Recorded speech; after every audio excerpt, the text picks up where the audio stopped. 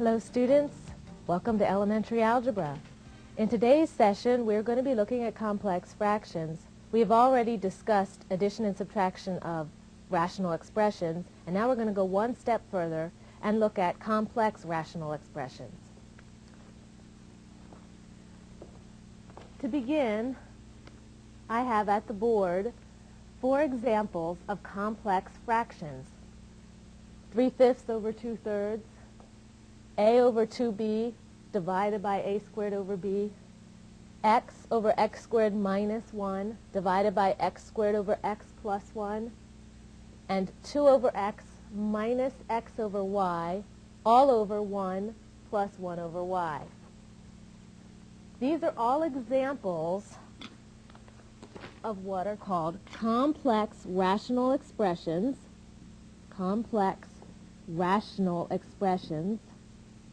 or, if you like, the more simple lingo, if you'd like, is called complex fractions. So they're complex rational expressions or complex fractions. And what makes them complex fractions is that it's a fraction or a rational expression which contains fractions within the numerator and or the denominator. And that's true for all of these. They have fractions inside and out. So they look pretty complex. So the thing that we do with complex rational expressions is we simplify them. We turn them into single fractions with a single simple numerator and a simple denominator. So that's what we're going to spend today doing. So let's actually start with the first one, 3/5 over 2/3, and let's change this into a single fraction with a simple numerator and a simple denominator that don't contain fractions in them. So the words or the directions for these exercises will be simplify. Okay? Looks pretty scary, but it's not. This is nothing to be worried about here. Let's take 3/5 over 2/3. 3/5 over 2/3 is the same thing as saying 3/5 divided by 2/3. That fraction bar can be thought of as a fraction bar, or it can be thought of as a division symbol. So let's actually write this as a horizontal division problem. Let's take 3/5 divided by 2/3. And if that's the case, all we need to do is remember how to divide two fractions. Well, how do you divide two fractions? You invert the second fraction and multiply. So we're going to take 3/5 times 3/2. Inverting that second fraction, turning it upside down, that gives us 3/5 times 3/2. And continuing through, that gives us 9/10. And therefore, 9/10 is the simplified version of our original complex fraction. All right, let's move on to a second complex fraction, and let's see if we can simplify that one as easily. Let's look at one that involves letters or variables. So let's take the complex fraction 6a over b cubed c, 6a over b cubed c, all divided by 4ba over 5c squared. That is 6a over b cubed c, all divided by 4ba over 5c squared. And again, this middle bar here can be thought of either as a fraction bar or a division bar. We'll think of it as division bar, and we'll make a horizontal division problem. So this is the same thing as 6a over b cubed c divided by the fraction 4ba over 5c squared. 6a over b cubed c divided by 4ba over 5c squared. And we do the division as normal. When you have two fractions, you invert the second fraction and we multiply. So this is the same as 6a over b cubed c, invert the second fraction, times, flip it over, 5c squared over 4ba. We can do a little canceling. Cross cancel a and a. That leaves you with 1. Cross cancel c with c squared. And that leaves you with just a c up top. And let's cancel some more numbers. 6 and 4 are both divisible by 2. 2 goes into 4 twice, and 2 goes into 6 3 times. And therefore, on the top, we're left with 3 times 1 times 5 times c. Or 3 times 1 times 5 times c is 15c all over b cubed times 1 times 2 times 1. So that's 2b cubed. So we should have an answer then, a simplified fraction of 15c over 2b cubed. All right. Let's move on then. And we'll look at, oops, you know what? Before I go on, hang on. Did you guys catch what I did? I just did something wrong here. I've got a b cubed, and you know what I missed? I missed this extra b in here. It's good if you cancel with a different color, and unfortunately, I don't have a different color today. That allows you to see things so you don't miss them. Let's go back. B cubed times b is b to the 4th.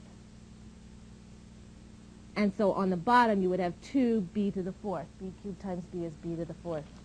See, even math professors make mistakes quite often. All right, let's look at another example. Let's look at example C. We're going to simplify this complex rational expression. 2x over x squared minus 4. 2x over x squared minus 4. All over x squared over x plus 2. 2x over x squared minus 4, all over x squared over x plus 2. Again, what you want to do is think of this as a horizontal division problem. So we're going to take the top fraction and divide the second fraction. 2x over x squared minus 4 divided by, and then the second fraction, which is x squared over x plus 2. And let me erase this other problem and get it out of the way so that we don't run into it. All right. How do you divide two rational expressions? Well, you invert the second and multiply. So we've got 2x over x squared minus 4 times, inverting that second fraction, is x plus 2 over x squared. And now we've got to cancel. But before we can cancel, remember, we need to factor this polynomial out. X squared minus 4, right underneath it, well, I'm going to write its factorization. What is that? Difference of squares? That's a difference of squares. X minus 2, x plus 2. So x squared minus 4 is really x minus 2 times x plus 2. So how about if I erase that x squared minus 4 and replace it with this factorization? And now we can cancel. Always factor before you cancel. X plus 2 gets canceled. The x and the x squared, I can cancel 1x here and 1x here. Leaves me with 1x in the denominator. And so on the top I have 2 times 1, or simply 2. And that's in the numerator.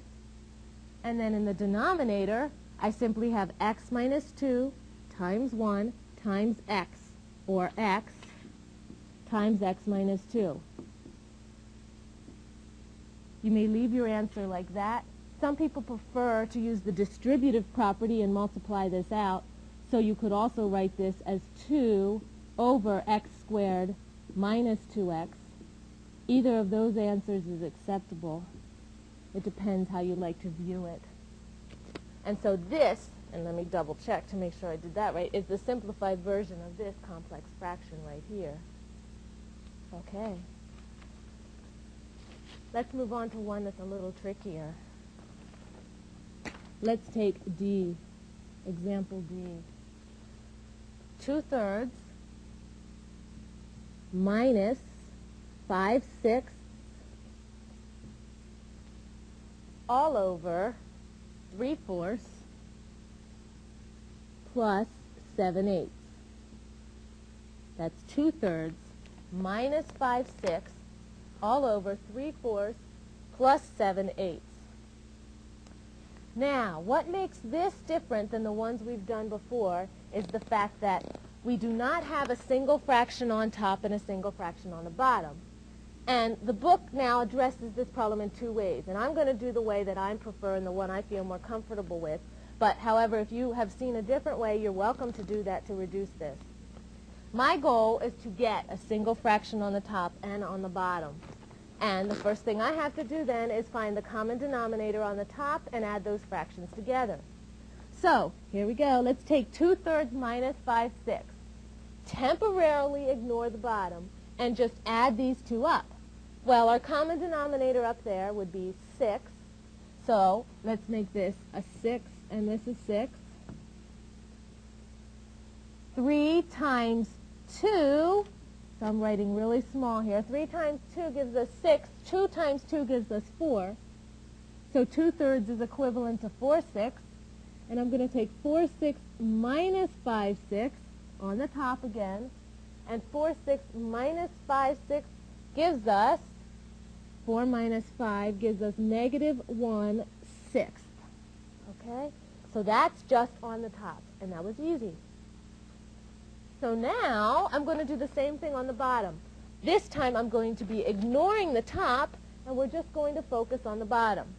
So focusing on the bottom only, let's get a common denominator. Common denominator on the bottom of 4 and 8 is 8. That's the smallest number they both are divide into. So what times 4 gives us 8? 4 times 2 gives us 8. And therefore, 3 times 2 is what we have to change our numerator to be 6. And in the second case, 8 is already an 8, so we don't have to change that numerator. And we are left then with 6/8 plus 7/8, which gives us 13/8. And that's the bottom, or the denominator of this complex fraction. And so what I've done now is I've taken this and I've reduced it to a complex fraction with a single fraction in the numerator and a single fraction in the denominator. And from here, I'm going to just do what I've done during the first couple examples. I'm going to write this as a horizontal division problem and then proceed from there. So let's write this as a horizontal division problem. That's -1/6 divided by 13/8. -1/6 divided by 13/8. And now, invert the second fraction and multiply. So we're going to invert the second fraction, so that's -1/6 times 8 over 13. We're going to cancel if you can, and in fact there is a number 2 that divides into both 8 and 6. So 2 goes into 6 3 times, and 2 goes into 8 4 times. And on the top then you have -4 over 3 times 13, and let me put the answer right here. That gives us -4 over 39. And I'll double check, and in fact that is the simplified fraction of this complex fraction right here. Oh, these aren't so bad after all. Let's go on and let's do a couple more. Let's do example E. I actually am having fun. I don't know about you guys, but E. Here we go. Example E. Let's take 2 over m squared. This is a doozy. Here we go. 2 over m squared minus 3 over m. And let's divide that by 2 over 5m squared. 2 over 5m squared plus 1 over 3m. Okay? 2 over m squared minus 3 over m, all divided by 2 over 5m squared plus 1 over 3m. Same task as last time, and again the book, or you might have a different preference of doing this, but I like to get single fractions on the top and single fractions on the bottom. So I'm again going to ignore my denominator, and I'm going to simply look at my numerator. And the numerator has a common denominator of m squared. So looking only at the numerator, my common denominator there is m squared. This is already m squared, and therefore I just leave the 2 in my first fraction on top. And this requires an extra m to be multiplied by it to get your m squared. And so that is simply 3m on the top. And so going one more step, putting that together, 2 over m squared minus 3m over m squared gives us 2 minus 3m all over m squared. 2 minus 3m all over m squared. And that's our new numerator. So now we'll proceed down and we'll work at our denominator. Ignore the stuff we just did temporarily and find the common denominator for 5m squared and 3m. And that's 15m squared. So we're going to be changing our bottom denominators into 15m squared. So, first thing we have to do is we need to multiply this by a 3 to give us 15m squared, and multiply the top by a 3 then. And so that gives us 6 over 15m squared. And in the second one, we need to multiply 3m by a 5. 3 times 5 is 15. And this m by an m, and that will give us 15m squared for that one. So we need to multiply the top by a 5m. And so 15m squared, and then that gives us 5m right there. It looks bad, but if you take it step by step, it's not too bad. And on the bottom then, the bottom fraction is simply 6 plus 5m all over 15m squared. 6 plus 5m all over 15m squared. Take this fraction now. A lot of work. Don't make any careless errors like I always do. Take this fraction, use the horizontal division to reduce it. So we've got 2 minus 3m all over m squared divided by 6 plus 5m all over 15m squared. 6 plus 5m all over 15m squared. What do? We flip the second fraction and we multiply. So we're going to invert our second fraction and multiply, and I'm going to do it right underneath for board space reasons. So we've got 2 minus 3m over m squared times, and now flip this over, invert it, we get 15m squared over 6 plus 5m. Now can we reduce from there? We could reduce if we could factor, but you can't factor either of these. And so what we need to do now is just cancel right here. We've got m squareds that cancel. Nothing else factors, nothing else cancels, so we just have to multiply across now. We've got 15, and I'll put it right here next door. We've got 15 times 2 minus 3m. And then on the bottom, we have 6 plus 5m. This answer is fine. This answer is acceptable. We could clean it up a little bit and use the distributive property on the top, and we could also clean it up and move our variables to the front. So we could take this answer, and if we wanted to clean it up a little bit, moving the variables to the front, what I could do is I could take the 15 minus 3m and get negative 45m, and then the 15 times the 2 and get plus 30. And then on the bottom, what I could do is just move this, so I have the 5m first and the 6 second. But either answer is acceptable, however you prefer to see it or view it. The textbook might have either of those, so be aware that they are equal. Okay. All right. I believe we have time to do one more quick example. So let's take example F. And example F says the following. Let's take t minus 2 over t minus 2 over t, all over t plus 5 over t. t minus 2 over t all over t plus 5 over t. Simplify the top, simplify the bottom. Common denominator in the top, ignoring the bottom, would be t. So let's change both of these fractions to have a denominator of t on the top. This, remember, there's an imaginary 1 under it. So to get the 1 into t, we're going to have to multiply by t, and we're going to have to multiply by t. So that gives us a t squared minus, and then right here you have a t already, so you don't need to change that. You can just keep a 2. T squared minus 2 all over t, and that's what you're going to have on top. T squared minus 2 all over t, and that's your top fraction. So now let's proceed and let's look then down at the denominator. We have t plus 5 over t.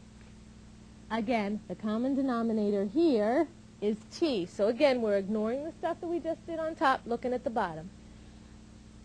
Multiply. So we need to, first of all, write down our denominator is going to be t. We need to multiply this by t and this by t. So again, that gives us a t squared plus 5 over t over here. We didn't have to change that second fraction. And proceeding to add these up, we have t squared plus 5 all over t, and that's the fraction there. So we have t squared minus 2 over t all over t squared plus 5 over t. And we're now going to take this and write a horizontal division problem and then solve as we've been doing. It gets kind of redundant after a while. So here we go. T squared minus 2 all over t divided by t squared plus 5 over t. And when we do that, we're going to invert our second fraction and multiply. So inverting our second fraction, and again I'm going to do it right underneath for board space reasons. Let's do this t squared minus 2 over t. Invert the second guy, so that's times t over t squared plus 5.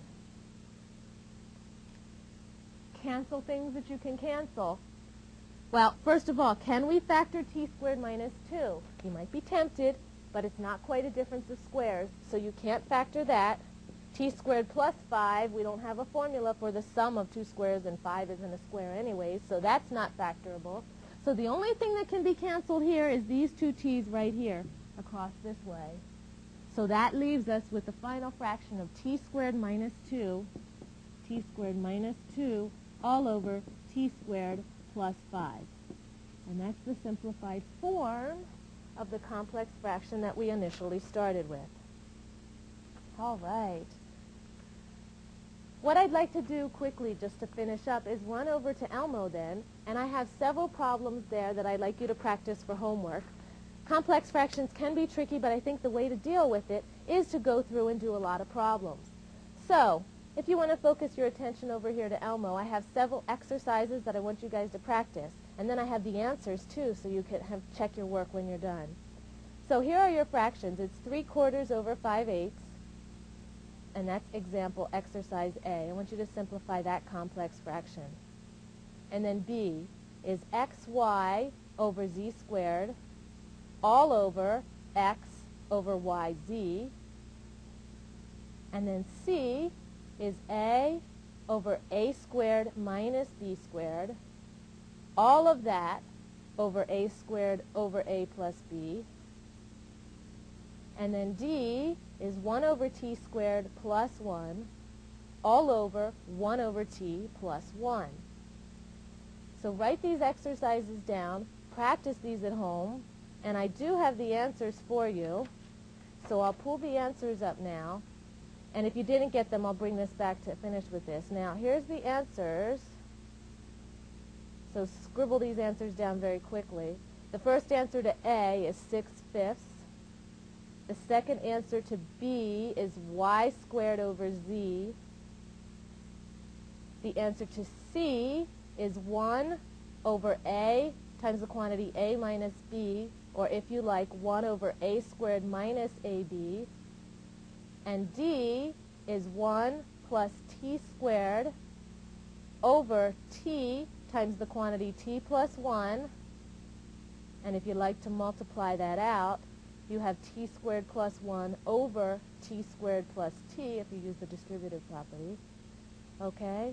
And so what I'll do then here is let me show you those problems again to make sure you copied them down.